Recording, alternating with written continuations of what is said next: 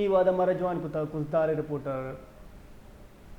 مرتضی بلوچ مرتضی چے تفصیلات ہو چے جاوراں اودا اور بابتا جی یہ خضدار میں جس طرح مونسون کی بارشیں پورے بلوچستان میں ہو رہی ہیں، خضدار میں بھی شدید بارشیں ہوئی ہیں، 2 دن 3 دن یہاں پہ رہی ہیں،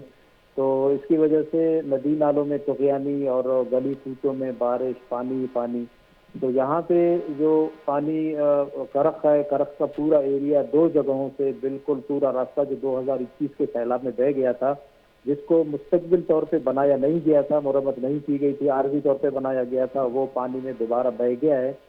2 جگہوں سے، بھلو کا ایریا اور دوسرا لاکھاروں کا ایریا کہتے ہیں، یہاں پہ کافی گاڑیاں جو ہیں دونوں طرف سے درمیان میں پھنسی ہوئی ہیں، جو مال بردار گاڑیاں ہیں، ٹرکیں ہیں، وہ پھنسی ہوئی ہیں،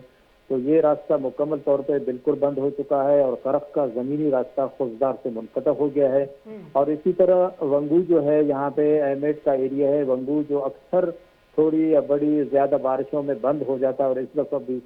لینڈ سلائڈنگ کی وجہ سے، اور جو اس طرف کا ونگو کا ایریا ہے وہاں پہ پل جو عارضی طور پہ پل بنایا گیا تھا،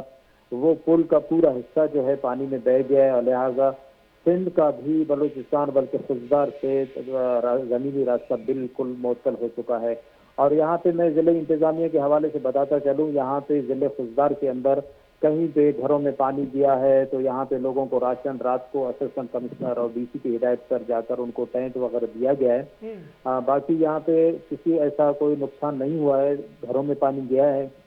1 2 جگہوں پہ دیواریں گری ہیں۔ اسی طرح نال میں بھی گزشتہ رات کو جو تھا پانی میں ایک